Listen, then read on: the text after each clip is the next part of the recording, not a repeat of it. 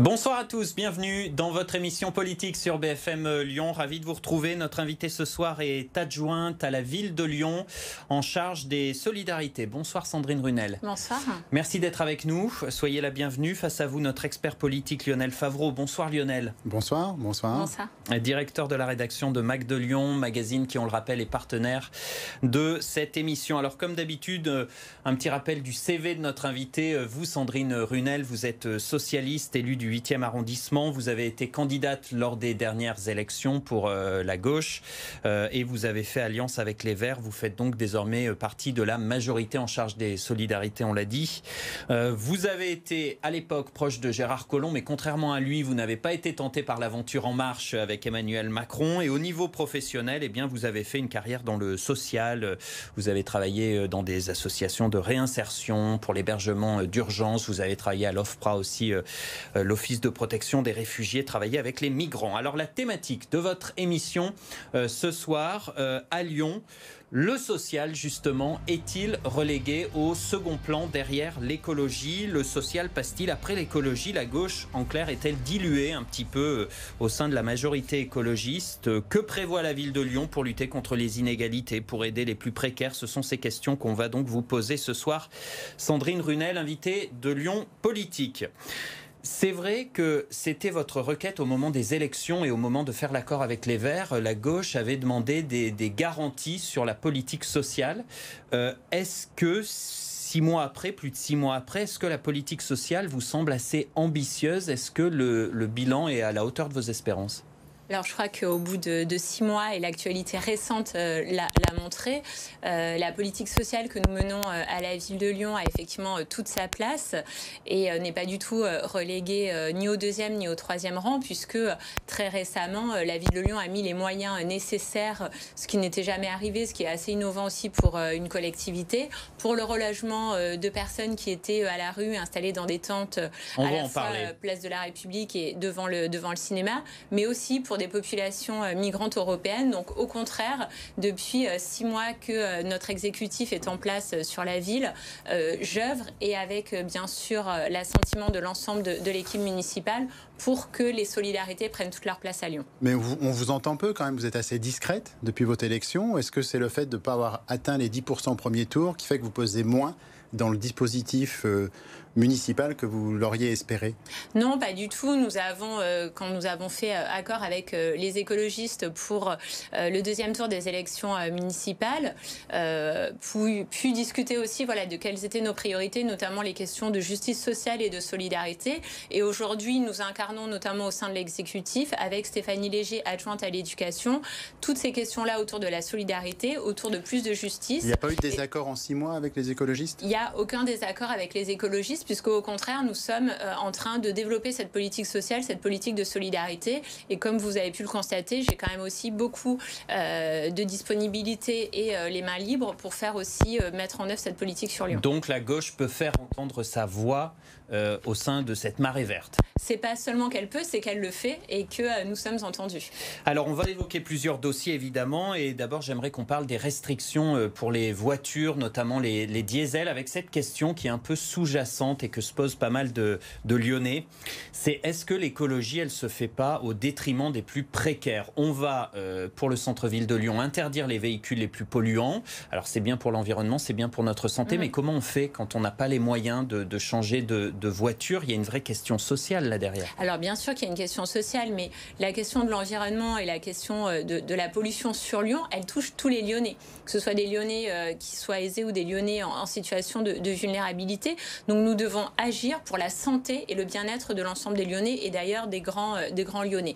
Donc le fait de vouloir interdire le diesel, alors à horizon 2024-2026, il y a quand même aussi tout un tas d'accompagnements qui va être mis en place, s'accompagnera de mesures sociales notamment pour accompagner les ménages les plus précaires, à la fois sur le développement des transports en commun, nous l'avons dit, mais aussi sur les parcs relais en entrée d'agglomération, et puis sur des mesures aussi pour pouvoir changer son véhicule. Il y aura des enveloppes? Il y aura des enveloppes pour que les véhicules polluants ne soient plus autorisés en centre-ville, mais que ça ne pénalise pas les ménages les plus précaires. Parce que donc là, tout ça se fera aussi dans un 2e temps. Et depuis le 1er janvier, il y a ces abonnements gratuits pour certains qui sont dans la précarité. Il y a des abonnements à prix réduit aussi, notamment pour les jeunes. Mais on a un peu l'impression que, les pauvres, les précaires, vous allez prendre votre métro, et puis nous, les riches, bobos, urbains, avec notre voiture électrique, on va pouvoir rouler en ville. Non, parce qu'alors aujourd'hui, ce ne sont pas forcément tous les riches bobos urbains qui ont des voitures électriques, bien au contraire. Donc il va falloir aussi que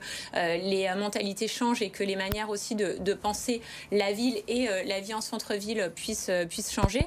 L'objectif, c'est de permettre justement à chacun d'avoir le moyen de locomotion le plus adapté, le plus approprié. Et le faire aussi en fonction de ses revenus. Donc la gratuité des transports, c'était un des engagements de campagne. C'était aussi un des engagements que la liste de gauche avait soutenu. Et donc nous sommes assez fiers, effectivement, qu'au bout de 6 mois de mandat, nous ayons pu mettre en place cette gratuité de transport pour les ménages les plus, les personnes les plus en difficulté. Alors, elle n'est pas partielle, elle est pour les revenus les plus modestes et les bénéficiaires notamment des minima sociaux. Et c'est là-dessus qu'il faut agir. Vous n'auriez pas souhaité aller plus loin? Alors, pour justement encourager au transport en commun plutôt que la voiture. Et nous avions comme proposition d'aller plus loin, notamment pour les scolaires. Et donc ça, c'est une des propositions que nous continuerons à défendre auprès de la métropole de Lyon. Mais là, aujourd'hui, au bout de 6 mois, nous trouvons ça satisfaisant de pouvoir effectivement proposer une gratuité des transports pour les plus précaires. Sur ce dossier, on va écouter David Kimmelfeld, l'ancien président de la métropole qui désormais est dans l'opposition. Il était notre invité la semaine dernière et il dit mesurer l'impact écologique des mesures, c'est bien, mais il faut aussi, selon lui, mesurer l'impact social. Écoutez. Il y a un véritable décalage, à mon avis, qui posera des problèmes aux personnes les plus modestes. Donc on va vers une ségrégation sociale entre les riches et les pauvres. Les riches pour venir à Lyon. J'avais dit, par exemple, j'avais fait une proposition. Ce qui serait bien, c'est aussi d'avoir, à chaque mesure qu'on prend, l'impact social. Mais qu'est-ce que ça procure sur les personnes les plus modestes? C'est ça qui est intéressant aussi, parce qu'une métropole, elle est faite aussi de cet équilibre social extrêmement important. Voilà, est-ce qu'on prend suffisamment en compte, est-ce que les écologistes prennent suffisamment en compte cet impact social sur les transports, mais sur toutes les mesures? Alors bien sûr, puisque c'est vrai que là on parlait de la pollution et de fait d'interdire les voitures diesel en centre-ville, mais une mesure aussi qui va dans ce sens, c'est de faire en sorte que les ménages les plus modestes restent ou retournent, en tout cas reviennent vivre en centre-ville. Pendant des années, on a valorisé l'attractivité de Lyon et fait en sorte que les ménages les plus précaires soient relégués à l'extérieur de la ville et de la ville-centre notamment, avec des prix aujourd'hui au mètre carré sur Lyon et même sur Villeurbanne qui sont plutôt indécents. Donc la politique aujourd'hui que nous menons avec les écologistes, c'est de faire en sorte que chacun puisse choisir là où il veut vivre et donc revenir en centre-ville ou rester vivre à Lyon. On va parler du logement dans un instant, mais d'abord le dossier, c'est aussi du logement des sans-abri, des SDF. Vous l'avez évoqué, ces SDF qui étaient installés rue de la République, avec les nuisances que ça a pu occasionner pour les riverains. Vous avez obtenu qu'ils soient relogés. C'est une satisfaction toute particulière? Oui, c'est une grande satisfaction puisque c'était des conditions de vie complètement insatisfaisantes, avec très peu de dignité et très peu d'accompagnement pour ces jeunes qui étaient notamment installés devant le pâté. J'avais pris un engagement qu'ils puissent être relogés et accompagnés avant la fin du mois de janvier. Et donc aujourd'hui, nous avons pu avec eux construire des solutions qui étaient adaptées, sur lesquelles ils ont pu aussi donner leur opinion et puis aussi faire en sorte que ces solutions leur correspondent. Et donc oui, aujourd'hui, c'est une grande satisfaction de pouvoir les savoir à l'abri. Qu'est-ce que vous répondez à l'opposition, comme Gérard Collomb, qui dit que vous créez un appel d'air, que d'autres arriveront et qu'il faudra aussi les reloger comme un puits sans fond? Alors, je ne suis pas la seule à le dire, mais ce n'est pas parce qu'on accueille mal les gens, ce n'est pas parce qu'on ne s'occupe pas des gens qu'il n'y a pas de personnes qui arrivent sur notre territoire. Le territoire, la France en particulier, mais Paris, Lyon sont des métropoles attractives. Et de fait, oui, il y a aussi aujourd'hui des personnes qui viennent sur Lyon, à la fois pour des raisons évidemment politiques et liées à leur parcours d'exil, mais aussi des personnes qui sont en transit et qui aujourd'hui viennent pour du travail, qui perdent leur travail et qui se retrouvent dans des situations de précarité. Vous les avez relogés, mais aussi déplacés dans le 9e? Oui, tout à fait. Oui. Est-ce que ça ne va pas poser des problèmes avec les riverains du 9e qui vont vous dire pourquoi ne pas les avoir relogés en centre-ville? Alors, parce que c'était aussi une opportunité foncière qui fait qu'aujourd'hui, nous avons pu installer des caravanes, mais c'était aussi parce que ça correspondait à leur projet d'avoir un terrain assez important sur lequel on pouvait installer les caravanes, donc avec un espace quand même assez important, ce qu'on ne peut pas trouver en presqu'île, où les chiens étaient aussi, bien sûr, de l'aventure. Mais on les passe d'un quartier aisé à un quartier plus Non, parce populaire. que par contre, on ne les enferme pas. Et c'est peut-être ça la différence aussi, en fait, avec ce qui se passait avant, c'est qu'ils sont liés libres de leur mouvement et donc ils ont la possibilité bien sûr de pouvoir retourner en presqu'île pour leurs activités. Ils vont être accompagnés aussi pour tout ce qui concerne leurs droits. Donc non, on ne déplace pas les gens et on ne les relègue pas à l'extérieur du centre-ville, mais par contre on les met à l'abri. Votre objectif, c'est 0 SDF dans les rues de Lyon, c'est atteignable? Alors, mon objectif, c'est la lutte contre le sans-abrisme, et c'est vraiment la politique que je vais mener au sein de cet exécutif, c'est de faire en sorte qu'on lutte contre le sans-abri et le mal-logement. Le 0 SDF, c'est comme le plein emploi, en fait. Il y a quand même toujours une petite marge aussi. On sait qu'on ne réglera pas tous les problèmes, mais par contre, on va les prendre les uns après les autres pour faire en sorte que, bien sûr, le moins de personnes possible dorment dehors. Ça veut dire que vous allez ouvrir encore de nouvelles places dans les centres d'hébergement? Oui, dès notre arrivée, j'ai travaillé avec les services de la préfecture pour aussi faire en sorte que nous proposions des opportunités à la préfecture et notamment à la direction de la cohésion sociale pour l'hébergement hivernal. Et donc, encore une fois, c'est dans Lyon, dans le 5e arrondissement avec l'auberge de jeunesse, mais c'est aussi avec l'hôtel social Ribou dans le 3e arrondissement, juste à côté de la Part-Dieu. Nous avons pu développer 250 places d'hébergement d'urgence. Sandrine Runel, un mot rapidement des migrants. On parle de la crise sanitaire, évidemment, qui écrase l'actualité. Cette crise sanitaire, elle a freiné l'arrivée des migrants. C'est quoi la situation en ce moment à Lyon? C'est notamment la fermeture des frontières qui a ralenti l'arrivée de certaines personnes en exil. Pour autant, les personnes sont de toute manière toujours en attente et certaines ont réussi à pouvoir faire des demandes d'asile et à déposer leur dossier. D'autres sont toujours en attente. Donc oui, il y a des situations aujourd'hui qui ne sont pas encore toutes traitées, mais la crise sanitaire n'a fait qu'amplifier par contre les difficultés d'hébergement pour ces personnes. Qui sont déjà là. Il y a un sujet que vous avez commencé à évoquer sur lequel les Verts sont ambitieux, c'est le logement social. Exemple avec le projet immobilier qui est très mis en avant par les écologistes, c'est l'ancien collège Maurice Sèvres à la Croix-Rousse qui a longtemps été un squat. Les migrants ont été expulsés, la métropole a récupéré le bâtiment qui va être détruit et ce sont des logements qui vont être construits. Écoutez les précisions de Renaud Père, vice-président à la métropole en charge de l'habitat. 40% en locatif social, du logement social ici, et puis 60% avec une toute nouvelle forme qui est portée par la foncière solidaire du Grand Lyon, qui permet de dissocier la propriété du sol, du foncier, de la propriété du bâti, et qui permet de diviser par au moins 2,5 l'accession à la propriété. Donc voilà, dans ce quartier de la Croix-Rousse, des logements sociaux et des logements pour les petits budgets. Il y a un gros retard à rattraper? Oui, il y a un énorme retard à rattraper et notamment sur ce quartier de la Croix-Rousse puisque c'est un des premiers quartiers à Lyon où on a dépassé les 10 000 euros au mètre carré. Donc je pense que c'est assez symbolique aussi de se dire que sur ce ténement, sur cet endroit où alors les migrants n'ont pas été expulsés, ils ont été évacués de ce collège où ils étaient plus de 300 dans des conditions indignes et ils ont été relogés et pris en charge à la fois par les services de l'État, de la métropole et de la ville.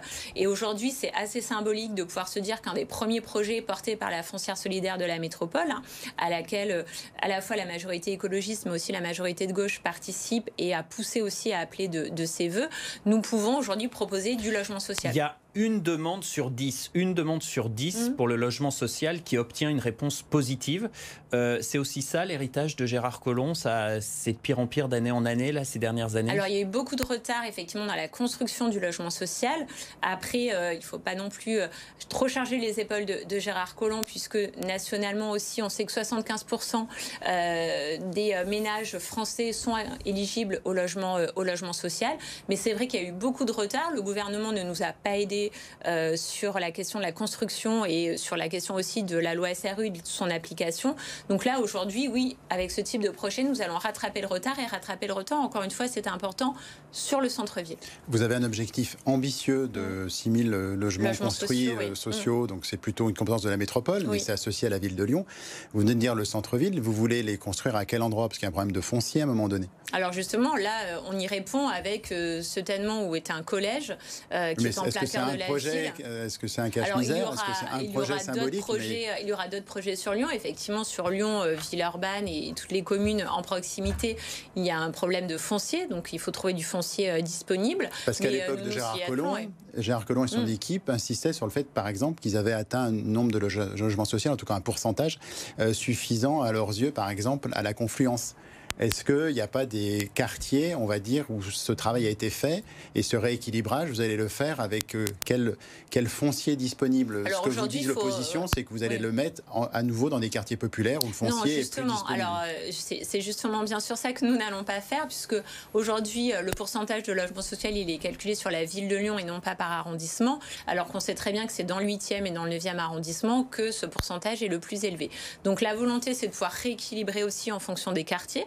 Donc là, encore une fois, l'exemple de la Croix-Rousse est un bon exemple et un bon signal aussi qui est envoyé mais même l'échelle d'un arrondissement, ça peut être important, parce que ça peut être quartier par quartier. Oui, ça peut être quartier par quartier. Notre volonté est véritablement d'équilibrer et d'arrêter aussi cette politique des grands ensembles et faire en sorte que le logement social soit aussi à la fois dans le diffus et à la fois dans l'accession sociale à la propriété. On parle de Gérard Collomb, on va regarder son tweet, c'était à la fin du mois de janvier. Gérard Collomb est pas forcément d'accord avec le projet qui semble être le vôtre. Regardez ce qu'il dit: je suis horrifié par leur politique du logement. On va refaire les mêmes erreurs que dans les années 60 avec des concentrations de logements sociaux plutôt que de la mixité. Voilà ce que dit Gérard Collomb, c'est on va vers une concentration de logements sociaux dans certains secteurs, là où il y aura encore du foncier disponible, donc une ghettoisation des plus pauvres. Vous dites non, on va vraiment faire en sorte qu'il y ait de la mixité? Oui, tout à fait. Nous, on va faire dans de la dentelle. Alors après, je trouve qu'il est quand même assez mal placé pour parler de mixité, puisque c'est quelque chose qui était assez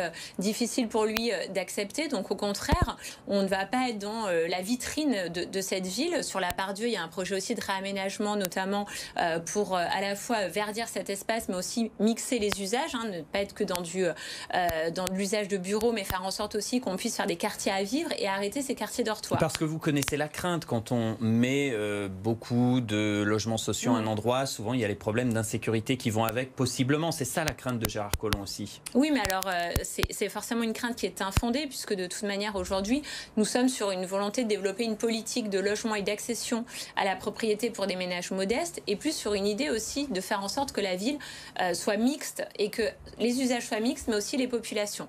Et donc nous voulons, de par les écoles aussi, c'est tout un travail, c'est pas seulement la production de logements, mais c'est faire en sorte que les écoles soient aussi accessibles à tous, et donc retravailler aussi sur cette question de l'accès et de l'égalité des chances pour tous, faire en sorte que les services publics aussi soient accessibles à tous. Alors pour prendre un exemple précis, la Guillotière, est-ce que vous trouvez que ce que fait Grégory Doucet en termes de sécurité, d'accompagnement social est suffisant? Alors sur la Guillotière, c'est un problème qui dure depuis des années, sur lequel tout le monde s'est cassé les dents. Notre majorité aujourd'hui a engagé un travail de réflexion et de concertation. Donc nous avons dans un premier temps écouté l'ensemble des acteurs et des partenaires qui sont sur le côté 3e et le côté 7e. Depuis déjà quelques semaines, des ateliers de concertation sont lancés par la mairie d'arrondissement. Mais qu'est-ce qui est dans les tuyaux précisément? À un moment donné, on parlait d'une destruction du clip. Alors il y a énormément de choses. Ce gros bâtiment qui bouche la place du... Il y a pas mal de choses dans les tuyaux, mais il y a une réponse qui sera multifactorielle et qui n'est pas juste une réponse sécuritaire comme ça a été le cas pendant des années. Sur le social, sur l'urbanisme? Sur le social, sur l'urbanisme, sur l'aménagement, sur la question de l'espace public, et c'est important aussi de faire en sorte qu'aujourd'hui on se réapproprie l'espace public. Et c'est pas en mettant, comme ça a été fait à un moment donné, 3 bacs à fleurs et en faisant semblant de faire des travaux qu'on va chasser les personnes qui sont aujourd'hui installées sur la place du Pont notamment, en tout cas sur le quartier de la Guillotière. Donc nous réfléchissons à une solution qui est transversale, à la fois sur des aspects bien sûr sociaux, parce que nous avons vraiment une réponse sociale à apporter à ces populations, mais aussi sur la question des aménagements, échéance juin 2021. Très rapidement, Sandrine Runel, un mot de l'encadrement des loyers qui va être mis en place à Lyon et à Villeurbanne. Vous nous promettez que les prix des locations immobilières vont baisser grâce à ce dispositif? Alors, c'est un dispositif national qui est très encadré, et donc nous allons appliquer, puisque c'est une expérimentation et que nous avons candidaté, donc nous allons pouvoir appliquer et mettre en œuvre la loi. Et après, sur les effets, c'était d'ailleurs une des critiques de certains. Ils sont pour l'instant, en tout cas à Paris et à Lille, assez limités. Donc il n'y a pas de promesses ni d'effets miracles qui vont se produire dans les 6 mois à venir. Mais en tout cas, on y va parce qu'on a des convictions et que ce sont des outils à notre disposition. Et il y aura des brigades pour vérifier cet encadrement des loyers. Il y aura aussi des brigades pour contrôler les logements Airbnb sur la presqu'île à Lyon. C'est ce qu'a décidé la ville de Lyon. Ça va être quoi la mission de ces contrôleurs Airbnb? D'aller vérifier le nombre de nuits nuitées, puisqu'aujourd'hui on est quand même assez contrôlé et limité dans le nombre de nuitées disponibles pour les propriétaires et notamment les multipropriétaires. Donc l'objectif, ce sera quand même aussi de pouvoir aller vérifier entre la concordance des réservations, bien sûr qu'il y a des abus là-dessus, des non-déclarations. Alors vous avez abordé le sujet des écoles. On sait qu'il y a un besoin de rénovation, etc. Mais paradoxalement, votre majorité vient de confirmer la fermeture de l'école Lévi-Strauss dans le 1er arrondissement, alors qu'on se souvient que l'adjointe à la culture, qui était maire du 1er, était montée au créneau contre la fermeture. Est-ce que ce n'est pas une des premières incohérences du mandat de Grégory Doucet et un sujet qui va diviser durablement la majorité? Aujourd'hui, il y a des chiffres qui parlent. C'est 900 enfants scolarisés en moins cette année à la rentrée 2020. Donc, alors, il y a aussi beaucoup de conséquences à Lyon. Du fait de la crise sanitaire, bien sûr, hein, mais il y a aussi le fait que des gens ont quitté le 1er arrondissement, parce qu'aujourd'hui, le prix des loyers est trop élevé. Et qu'aujourd'hui, il n'y a pas de... Vous venez de dire que vous voulez encadrer les loyers et reconstruire le logement social. Donc, est-ce que ce n'est pas à court terme? Non, à l'instant T, il y a moins de monde. Un claquement de doigts. Donc, tout ça, effectivement, a des conséquences immédiates sur le nombre d'enfants et sur les risques de fermeture de classes. Donc, pour rééquilibrer tout ça, il faut faire en sorte que la carte scolaire permette de conserver aujourd'hui des écoles avec un seuil et un effectif qui soit suffisamment important pour que l'école puisse rester ouverte. Sur l'école Lévi-Strauss en particulier, moi j'ai aucun problème avec ça, puisqu'aujourd'hui c'est une école avec 24 élèves, demain avec 14, et pour moi c'est pas une école quand on a 14 élèves. Donc l'idée est de pouvoir faire en sorte que ces 14 élèves aujourd'hui intègrent une école beaucoup plus large, beaucoup plus grande. Donc ceux de votre majorité qui étaient contre à l'époque Collomb, contre cette fermeture, ils se sont trompés? Vous les interrogerez, mais en tout cas moi je me suis pas trompée. Nathalie Perrin-Gilbert, puisqu'on ne l'a pas nommée, c'est d'elle dont il s'agit. J'aimerais qu'on évoque rapidement un autre dossier à partir de 2023, la gestion de l'eau. C'est important, notre eau du robinet. La gestion sera plus privée, mais publique, avec une régie publique de l'eau. Là aussi, il y a une promesse de baisse des prix ou pas? Alors, on n'est pas sur une promesse toujours de baisse des prix. On est sur un bien commun. Et du coup, la volonté de la gauche et des écologistes, hein, et c'est ce que nous avons réussi à faire dès le mois de décembre dernier par le vote de ce retour en gestion, a fait en sorte que nous puissions récupérer la gestion. Pourquoi? Pas forcément pour baisser les prix, par contre pour avoir une tarification sociale. Et c'est important d'avoir la main là-dessus pour faire en sorte que demain, les premiers mètres cubes pour les ménages les plus en difficulté puissent être gratuits aussi. Faire en sorte que la consommation, par contre, augmente au fur et à mesure pour des ménages qui seraient en surconsommation. C'est un bien commun, c'est une ressource qui se fait de plus en plus rare et qu'il faut qu'on protège. Donc vous aurez la main. On aura la main là-dessus. Comme chaque semaine, vous pouvez participer, vous qui nous regardez, à l'émission en posant une question à notre invité en amont de l'émission, évidemment, via les réseaux sociaux, Twitter, Facebook, sur les comptes BFM Lyon. Regardez, les seniors et les jeunes sont très touchés par la crise. Que fait la ville de Lyon pour les aider? On vous pose la question. Alors sur les seniors, nous les accompagnons. Alors de par aussi ma compétence en tant que vice-présidente du CCAS de Lyon, les EHPAD et les résidences autonomie. Donc ce que nous avons fait aussi, c'est fait en sorte que l'animation puisse continuer et que le lien social soit maintenu à l'intérieur de nos établissements, parce qu'effectivement, ce qui a été très douloureux dans le premier confinement, c'était cet isolement. Donc là, nous faisons en sorte que les visites continuent et que le personnel des CCAS soit toujours présent et accompagne ces personnes. Sur la question des jeunes, nous travaillons avec les associations étudiantes notamment, parce qu'on a beaucoup parlé des jeunes, mais il y a la question des étudiants. Donc la ville de Lyon a mis à disposition des salles pour faire en sorte que la distribution alimentaire se passe avec Gaëlis, avec le collectif de solidarité étudiante. Et puis encore une fois, la métropole va expérimenter le 1er avril prochain le revenu de solidarité jeune, auquel la ville, bien sûr, est forcément partie prenante. Vous avez aussi lancé une plateforme initiative solidaire en novembre. Est-ce que c'est un coup de com' ou il y a déjà des actions concrètes qui en découlent? Non, il y a beaucoup d'actions concrètes qui en découlent, hein, puisque du coup, les personnes s'inscrivent, notamment sur la question de la distribution, en fait, et du bénévolat dans les distributions alimentaires par arrondissement. Donc voilà, ça c'est quelque chose d'assez concret. C'est pour mettre en contact. Exactement. La mise en lien avec des voisins sur des personnes seules. On a parlé des seniors en EHPAD, mais il y a aussi les seniors à domicile, et donc du coup, lien social par rapport à ça, notamment sur la question des courses et même sur la question des appels de courtoisie. Allez, on passe à la toute dernière partie de cette émission, les questions sans tabou.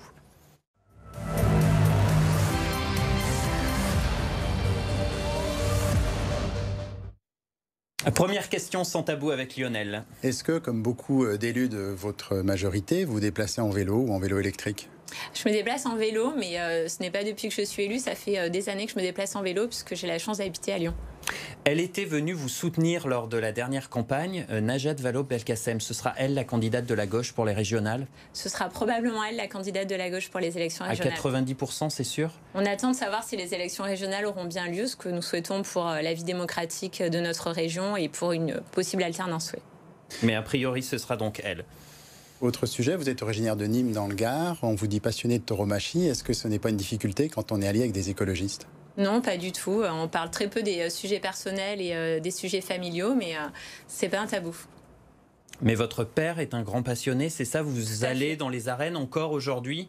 Alors aujourd'hui, on va nulle part, donc tous les lieux... Aujourd'hui, adulte, j'allais dire. Oui, bien sûr. C'est une passion? C'est une passion familiale, oui. Et voir le taureau comme ça agoniser, vous savez que pour les Verts, c'est pas forcément une image qu'ils aiment voir, ça vous dérange pas plus que ça? Non, pas du tout. J'ai eu l'occasion d'en parler avec certains camarades animalistes et il n'y a pas de tabou là-dessus, non. Très bien. Est-ce qu'il vous arrive de faire des courses ou du shopping le dimanche, Sandrine Runel? Non, et si vraiment j'en ai besoin, je me l'interdis. Pourquoi? Parce que, donc, j'en parle évidemment parce que la ville de Lyon réduit de 12 à 7 le nombre d'ouvertures autorisées le dimanche pour les commerçants, donc vous approuvez fortement? Oui.